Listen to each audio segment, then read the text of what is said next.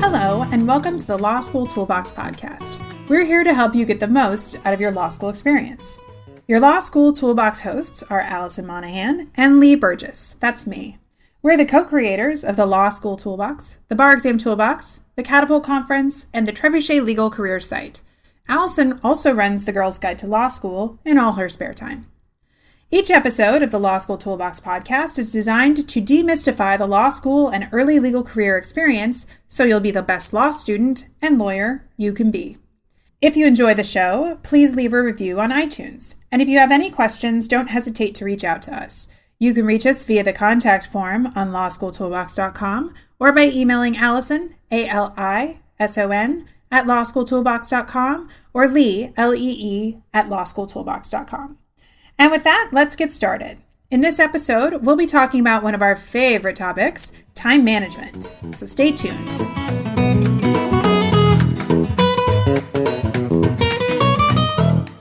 Welcome back to the Law School Toolbox podcast. Today, we're excited to be talking about a topic that's near and dear to our hearts, time and life management.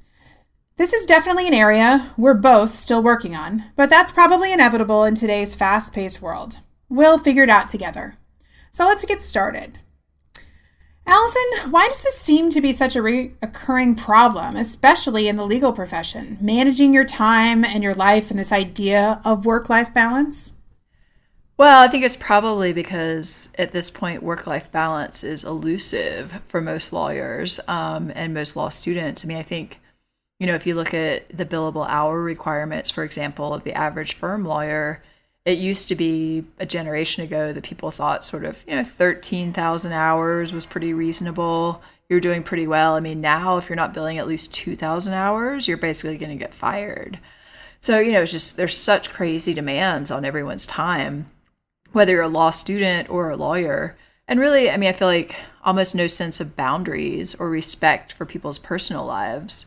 I don't know. What are your thoughts? Yeah, I think technology is really making it harder and just the expectations to be on 24 hours a day. And it's not just the legal profession. I was a consultant before I went to law school. And I remember being in a client meeting once where my boss told our client team that we were available for them 24 hours a day. And I remember I was looking at my boss going, really? Because I don't think that's what my contract says. Yeah, you're like, I thought I got a few hours to sleep every night. Yeah, that doesn't really... Are you going to cover for me during the middle of the night?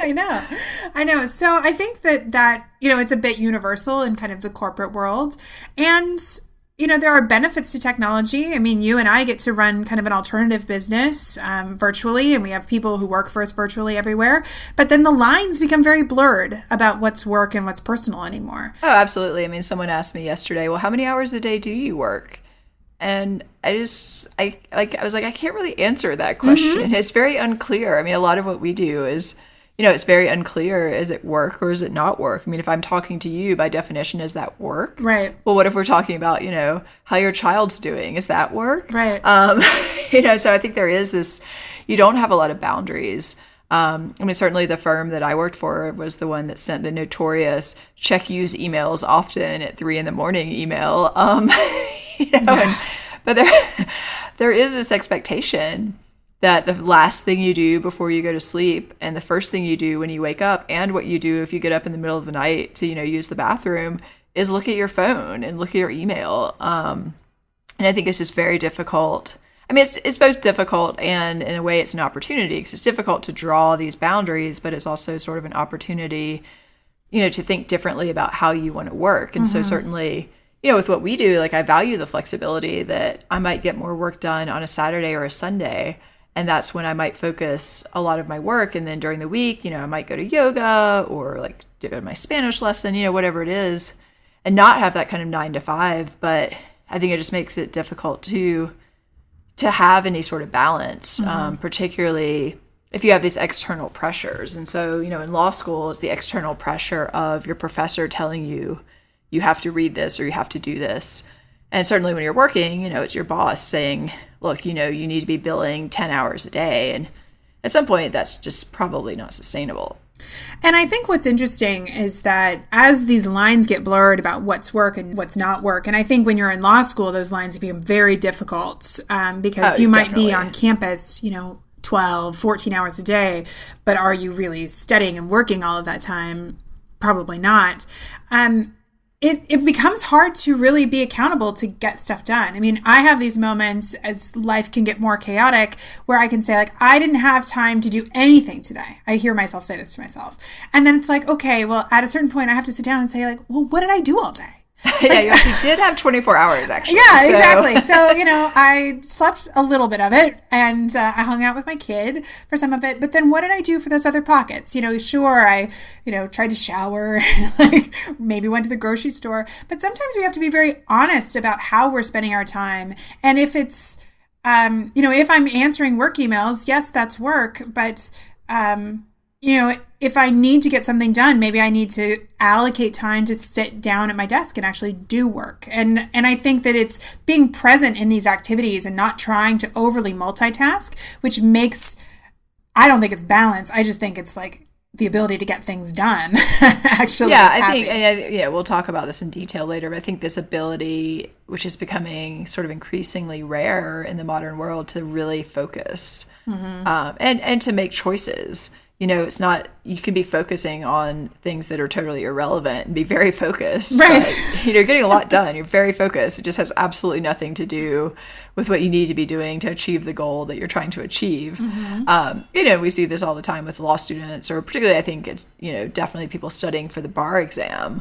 The bar exam is a pretty clear goal. You want to sit for it once, you want to pass it, or you want to pass the next time that you're sitting for it if you've done it more than once. And there are all kinds of things you could be doing. And some of those things take a lot of time, and maybe the return on investment is not so great. But, really, I think in today's world, like, we have so many choices. We have to be the ones to really focus on what is going to get us closer to achieving those goals that we're trying to achieve. And, the goal might not be anything to do with work or school. It might be, I want to be a healthier person. Right. I want to be a happier person. I want to have more time for my hobbies. Whatever it is, it doesn't have to be some like uber achiever type of goal. Right. And I think the other thing is, sometimes making choices that aren't studying all the time, do still get you towards your goal, but they need to be thoughtful choices. And I think that's deliberate. Right, deliberate. And I think that is one of the things that I also try and constantly remind myself is like, I am going to choose to sit down and focus for these 2 hours and get things done. Or I'm going to choose to go to coffee with my son and to not look at my phone, because that's... Right, or you're going to choose to focus for 2 hours, get done as much as you possibly can in those 2 hours, and then go to yoga class. Exactly. As you can and tell, not sit there and say, oh, well, I didn't get enough done. I should work for another 3 or 4 hours. That's not productive. Absolutely. And I think that what we see with law students is they feel like they can never get everything done. And the reality is there's always going to be more work to do, but there's always more work. There's always going to be more work at the firm. There's always going to be more work at your business. There's always going to be more work you could be doing studying. But it's like, what is the amount of work that you need to do to reach your goals? And then what are you going to do outside of that time? Like, I call it getting the most bang for your buck. If you're going to go to the library, like, do your work. Don't sit there and like socialize or watch TV on your laptop or whatever. Like, go home. Like, seriously. But be present. Like, do focus on what you're doing. And I think a lot of times we get this ability or this idea that we should be able to multitask, and then we do everything poorly because you actually cannot multitask like you think you can. Yeah, I mean, there's tons of work on this where multitasking is extremely inefficient. Every time that you switch between one task and another, your brain has to reset, and that can take several minutes. So imagine that you're theoretically at the law library. You've decided you're going to spend the next 2 hours reading for class. You open up your book, you read a couple of lines, bing, your email pings. You look up. Oh yeah, it doesn't look like anything too important.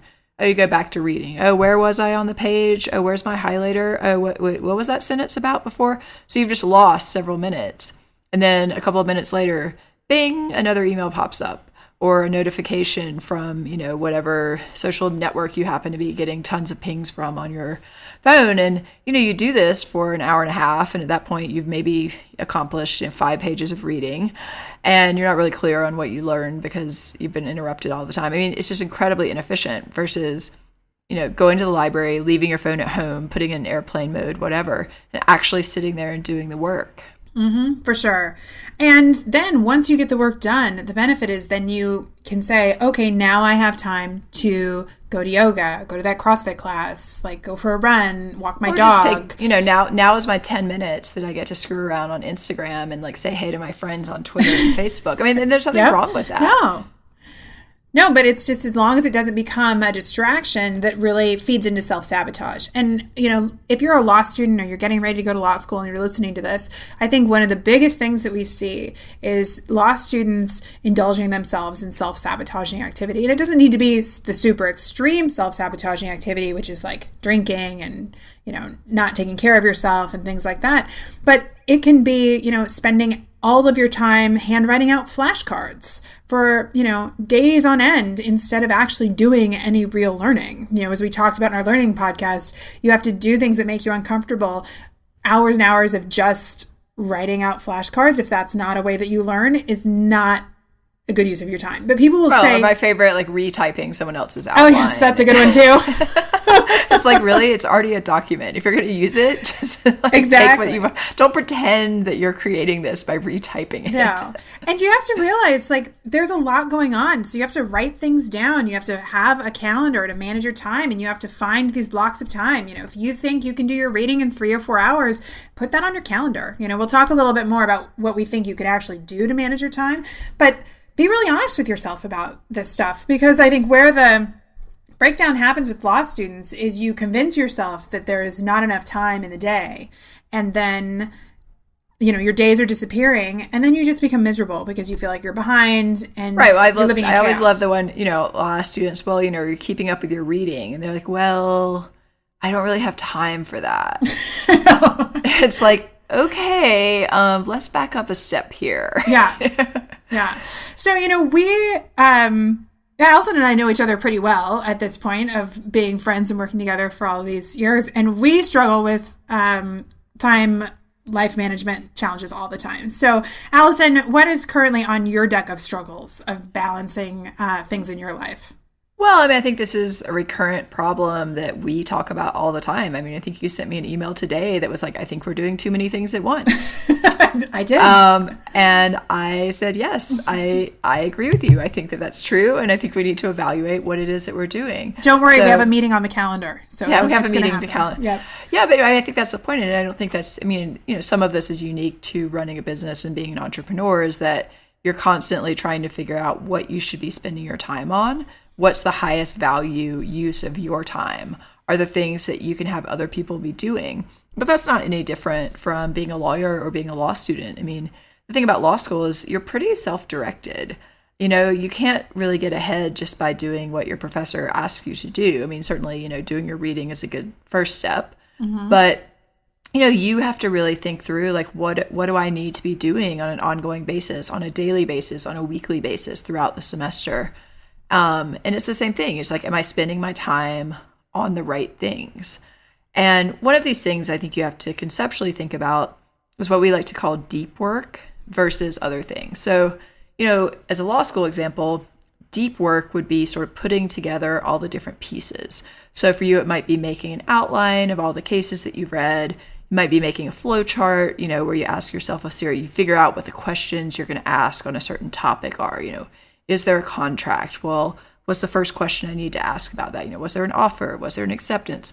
And you really make sense of the law. And that kind of deep work is easy to not do. And if you're running a business, the deep work is sort of strategy about what should we be selling? What products can we offer that people would find compelling, that would be helpful? How can we think about better marketing? Like, we have an awesome product, our Start Law School Right course, and we're like, we want more people to know about that.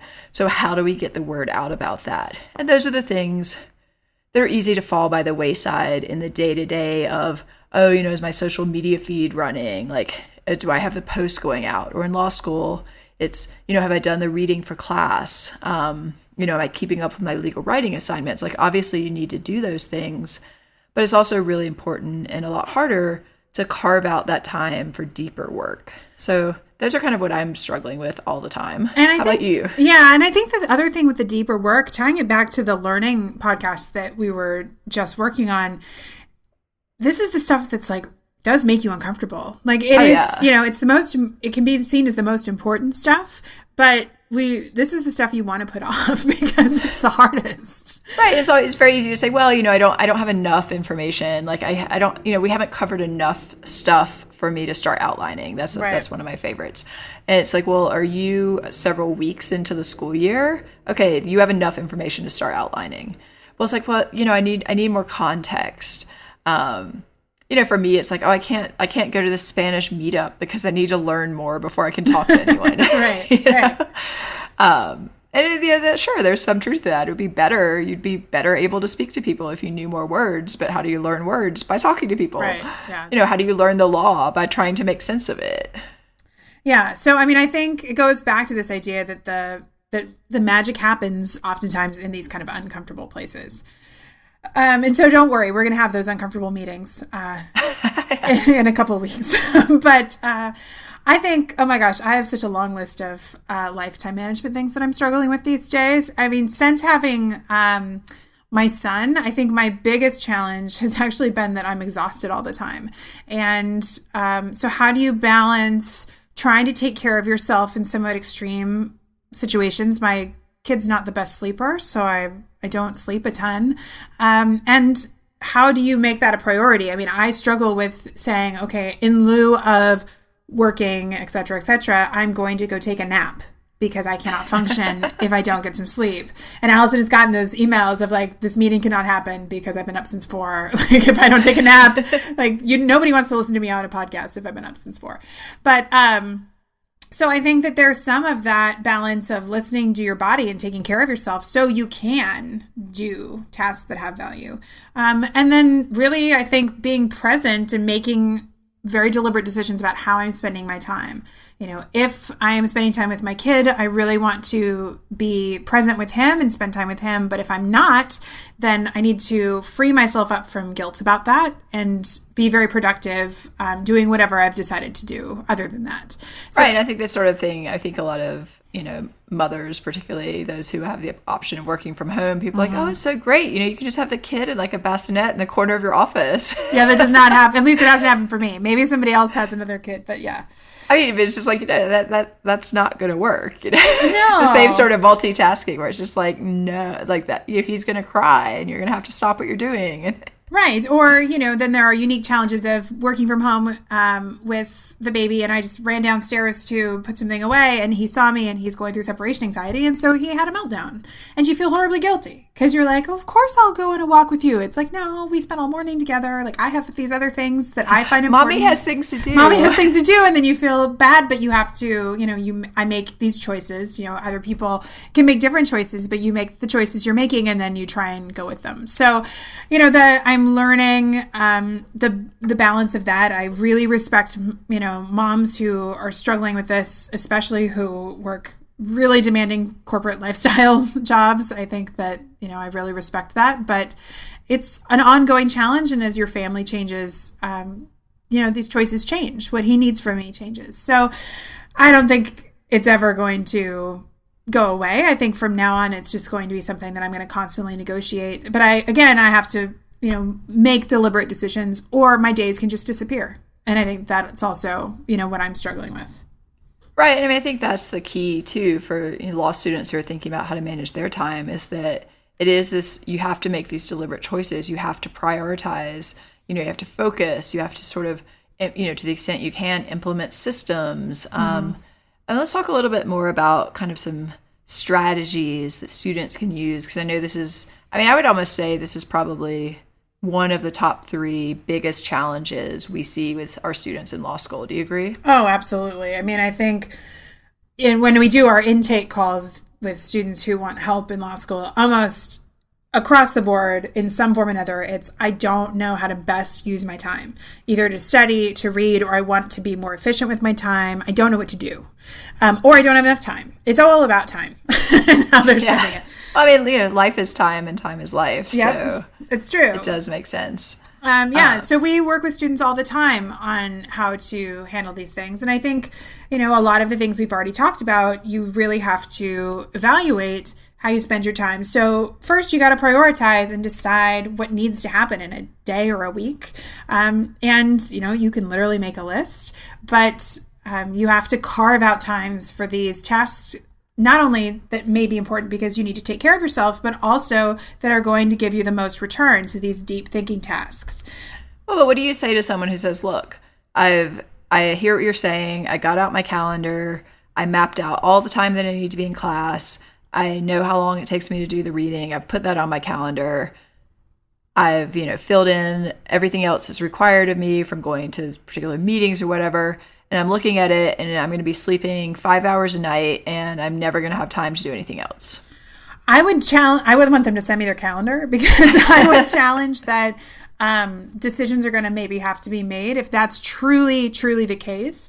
I don't think for most people that's a sustainable way to live, but decisions are going to have to be made. So perhaps it's your extracurricular activities that are taking a lot of that time, or you are working, or you're trying to balance too many things. But that is a surefire way to end up burned out, and then self-sabotage and hours of Netflix reading,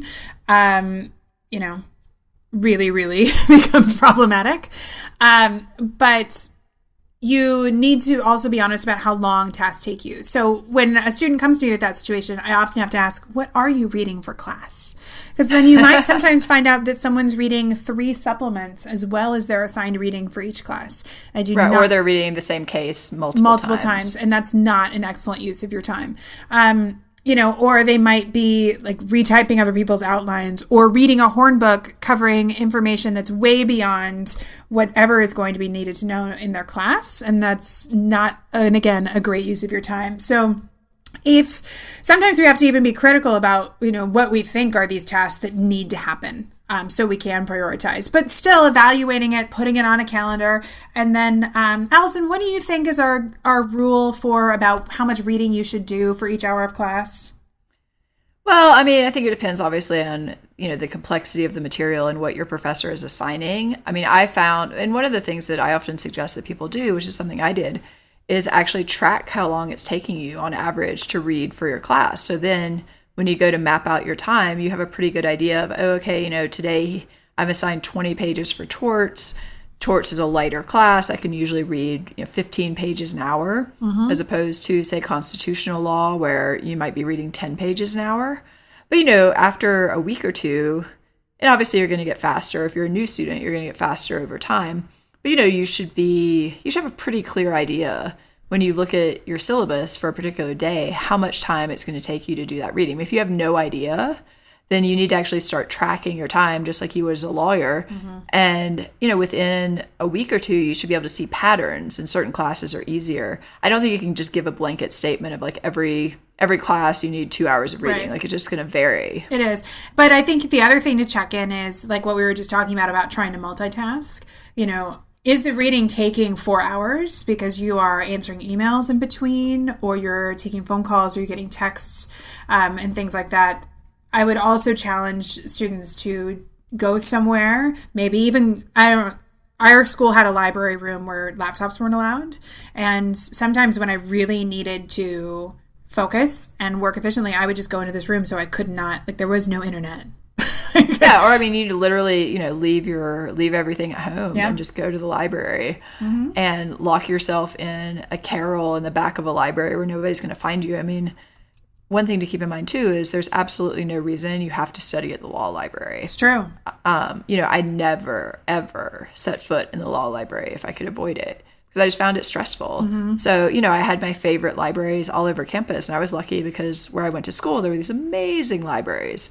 And they're beautiful, so I'd study in the architecture library, or I would study in Butler Library, which is an absolutely beautiful building.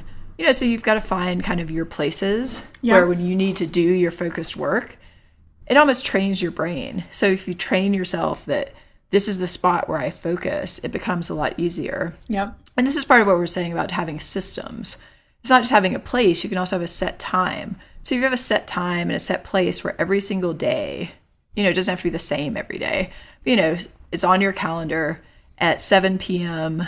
every night, you're going to sit down and do your reading. It actually makes things easier because you don't have to think about it at that point. That's true. You don't have to agonize about when am I going to get this done? Do I have time to do it? You just know at 7 p.m. you're going to sit down and you're going to do your reading for 3 or 4 hours. I mean, that's what I did. I actually work better at night. So, 7 might be terrible for someone else. Lee would probably hate that. But for me, I knew that when I got out of class and I had other things to do, I might go to the gym, whatever. But I knew basically I had to be finished with dinner and ready to sit down and do my reading every night at 7 p.m. Mm-hmm. And it just made it more straightforward. Yeah. I mean, I think that's really great advice. And I personally used to study at the UCSF Medical School Library in San Francisco, which has beautiful panoramic views of the Bay. But I loved going to in a metropolitan area, you can even sometimes go to a different school completely. It was near my house. And then you don't run into other law students. It's very hard to get distracted by medical students who are actually sleeping in the library, which is what I saw most of the medical students do. Yeah, I had my whole set of libraries, depending on what mood I was in. It's if you wanted to just kind of hang out and pretend to work, you could go to the business school because that's all they were doing. If you really wanted to focus, you could go to teachers college because it was very quiet. Yeah. Another great thing I think you can do as far as setting up a system, and this is something that I actually learned from a boss of mine right after school. I went back after I graduated from college, was at night when you're shutting things down, whenever that time may be, that's when you make your to-do list and your priorities for the next day. Mm-hmm. So when you start your next day, you enter the day with your to-do list kind of set up. What do you or your calendar mapped out. And she was a pretty type A, and she used to organize her desk very in a very all these little piles. And then she would write her to-do list and lay it on top of the piles before she would go home every night. Oh, yeah, I do that every night. Yeah. And I pretty much do it every night too, because then when you get up in the morning and you walk in, it's what's on the top of my to-do list? And that really helps because students often feel overwhelmed with I don't even know where to start.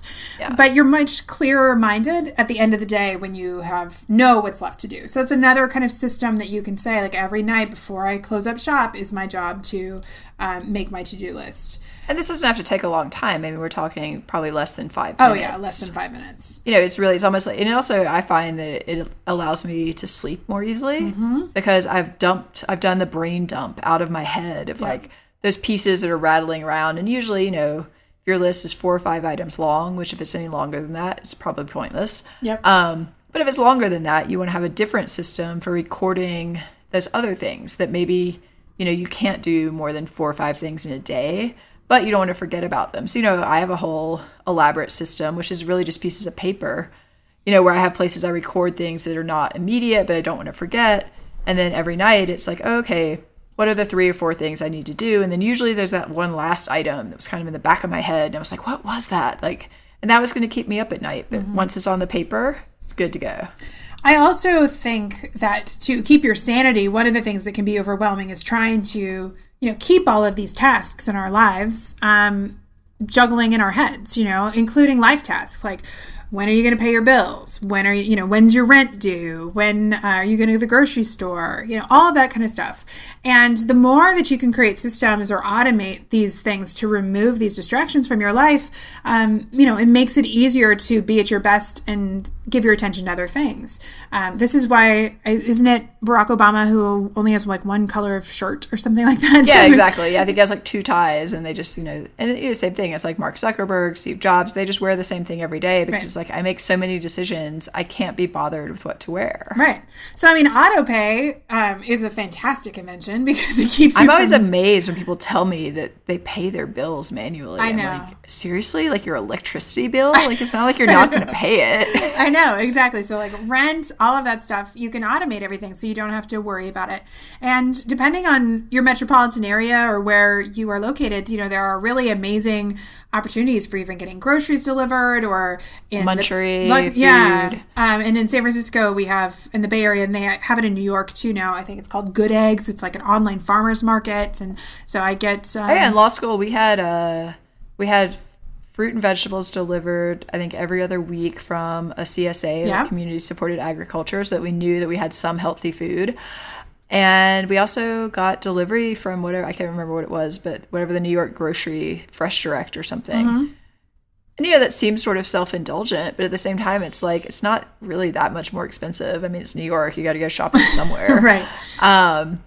And just the idea that, you could basically think deliberately about what you wanted to order, because you could do it when you were in a state of mind where you could sit down with the roommates, everybody could decide, you could really choose.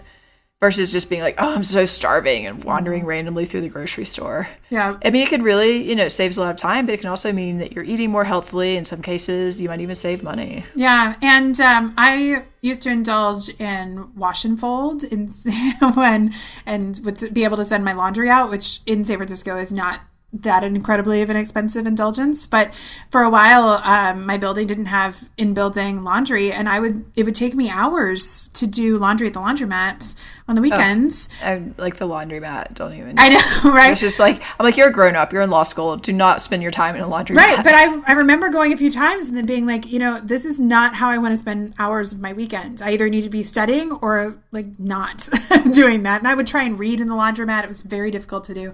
So you just have to decide those life tasks that make sense to outsource or share with somebody or take turns with a roommate grocery shopping, so you can, minimize those distractions. If you have space to buy things in bulk and go to Costco, then do that. Don't go buy paper towels every week. That's not a good use of your time.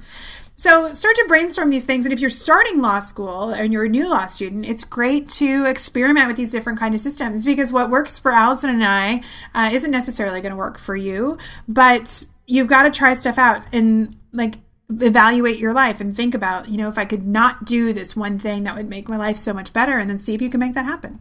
Yeah, and that goes back to really looking at your time. And if you are really struggling with time, you can track your hours over the course of a week like a lawyer. And I think that most people would sort of see these chunks of time where it's like, oh, wow, I really spent, 4 hours getting groceries and cleaning my house. Mm-hmm. If you're doing that every week, that probably is something that doesn't necessarily need to happen. Mm-hmm. There's probably a higher use of your time. Yeah. And I think what you might also... it's hard in law school because people lie about what they do all the time and what they spend their time on. But, we talked about the urban myth of the person who's able to, smoke pot and be at the top of their class and not do any of the work. But there's also the myths of the people who are studying 20 hours a day, and sleeping 3 hours a night, 4 hours a night. And, that's what's needed to be successful. And that's absolutely not true. So you really need to look at your own life and make decisions to find the balance that you need to both stay healthy. If getting sick and treating your body like crap is a recipe for disaster. A lot of people go into law school thinking they can treat their bodies the same way they did when they were 18 and went away to college.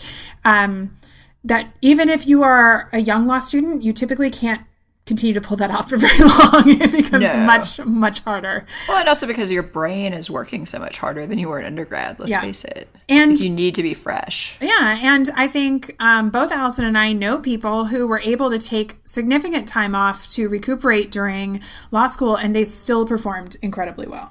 No, it's interesting. The kids in my class, a lot of them, the ones who did the best, were actually Mormon. And the interesting thing there is that they took an entire day off every weekend to spend with their family and, to opt for religious reasons or whatever. And so people are like, oh, you took a whole day off on Saturday. But the reality was they weren't out drinking, 4 nights a week like other people were. And when they sat down to study, they were focused and they knew how to study. And they had, they were motivated because a lot of these, pretty young kids, but, pretty young people who might have had already have a couple of kids, have a spouse, these were people who were really focused on what they were doing. And they took, an entire day off every week, including during exams, which people found extraordinary. And I think, again, the thing to think about in that example is they made choices. They decided, they looked at their calendars and said, if it's important for me to take XYZ number of hours off for my family time, then the work's going to get done other places. And they made the time for it. And so it's, you have options. If you want to go to yoga every day, you can make time to go to yoga every day. That's not going to make or break you. And I think that continues into your legal career. I mean, I worked at a firm in New York where there were a lot of Orthodox Jewish lawyers. And, when the sun set on Friday afternoon, they were out of there. Yeah. Until it rose again, until the next 24 hours later. And they made it work. And these were people who were, they were litigators, they were high powered, they had client demands.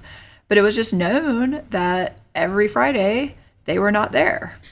So, whatever your priorities are, decide what they are and then plan around them.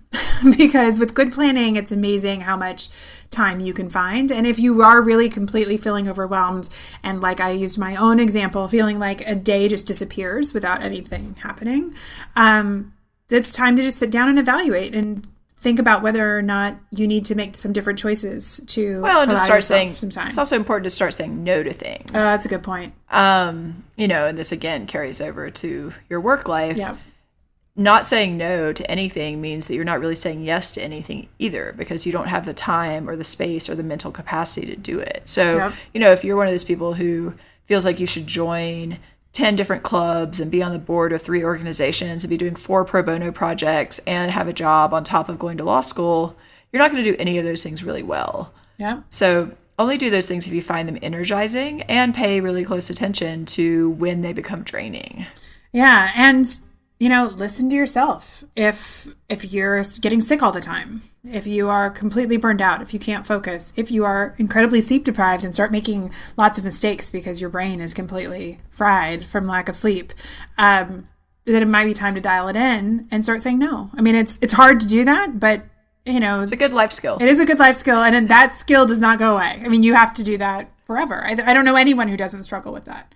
No, not at all.